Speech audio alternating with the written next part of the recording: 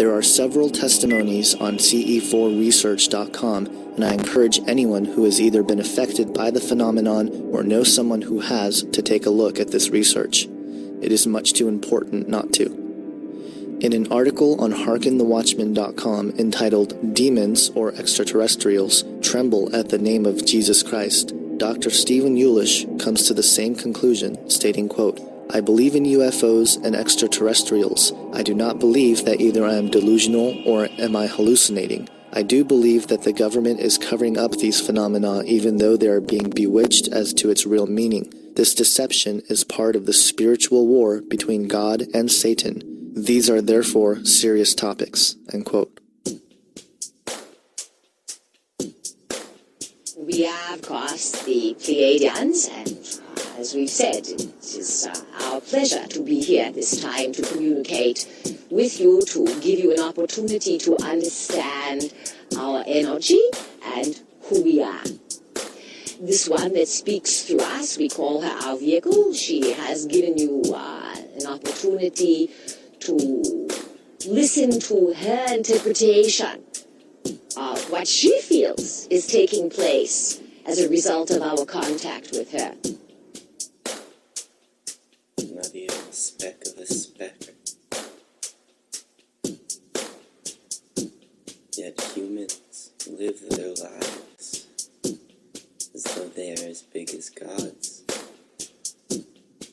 Allow us to communicate an idea to you, once again, that we would like to call the span. This involves the idea of a span of time and timing that is now upcoming on your planet. Although many direct experiences with these entities do seem to entail dread and negativity, there are plenty of accounts of positive experiences. Most of these experiences are found within the New Age movement, where the experiences are not direct physical contact, but rather spiritual through a process called channeling. This is where the person willingly invites entities who are referred to as the higher self, ascended masters, higher spiritual beings, extraterrestrial entities who are communicating telepathically, entities of higher densities, and a number of other alleged beings who are more evolved than human beings.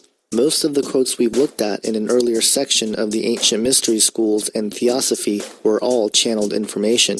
In the case of Helena Blavatsky, the entity she channeled was named Kuthumi and El Mura, both of whom were considered ascended masters from northern India and Tibet. Alice Bailey channeled the entity Dejwal Kul, also considered an ascended master. Today there are several New Age teachers who claim to get their information from a source of a higher spiritual origin. David Icke claims he channeled entities he refers to as the guides.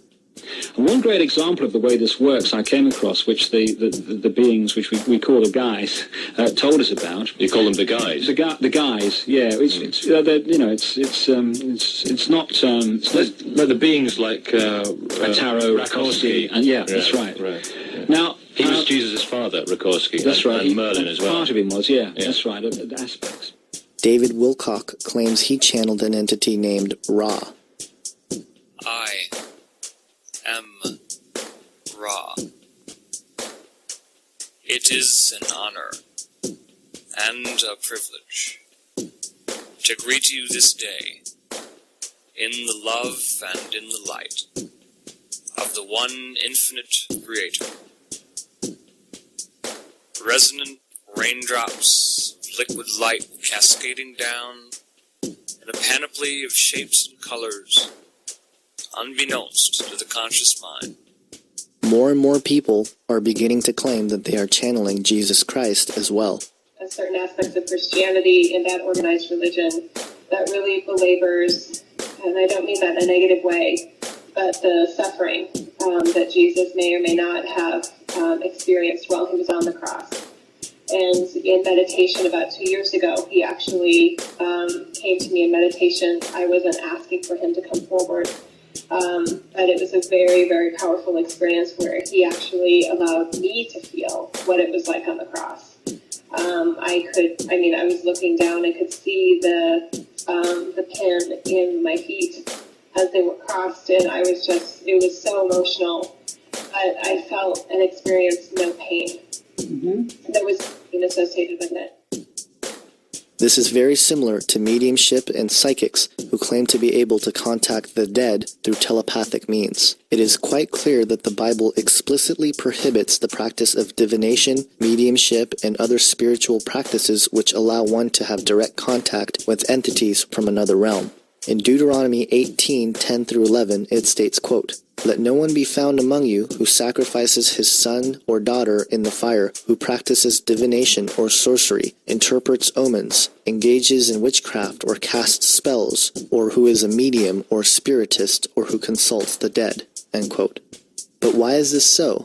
Plenty of people who channel or have what are called gifts are happy with their ability to do so and would even go as far as to say that God gave them this ability for a greater purpose to help the world. It is my firm belief that God can take any situation and turn it into good. However, like most things in the Bible that God tells us not to do, He is only doing so to keep us from harm. The problem with channeling is that there is no way to know whether these entities which are being contacted are from God, as some suggest, or are counterfeits, in other words, demons working for Satan.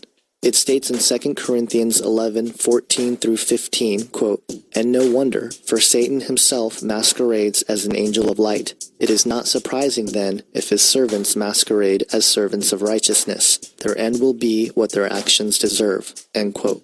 Then in 1 John 4:1-3, it states, quote, "Dear friends, do not believe every spirit, but test the spirits to see whether they are from God, because many false prophets have gone out into the world. This is how you can recognize the Spirit of God. Every spirit that acknowledges that Jesus Christ has come in the flesh is from God, but every spirit that does not acknowledge Jesus is not from God. This is the spirit of the antichrist, which you have heard is coming, and even now is already in the world." End quote. God is not in it to try to take away abilities or keep us from enjoying the likes of astral projection, outer body experiences, remote viewing, and other such alleged abilities that are so common and popular in the New Age just because He is cruel and acting as a cosmic police officer. Rather, He is simply giving us warnings and informing us to test the spirits so that we can be sure it is from God to protect us from deceiving spirits who are in it to draw our attention away from God and away from Jesus and ultimately away from the true message of salvation. How many of these folks who channel entities actually exercise this basic principle? And for those who claim they are channeling Jesus Christ, well, I suppose it's possible, but in my opinion, not very likely. Why would Jesus go directly against His own teachings to send a message to someone?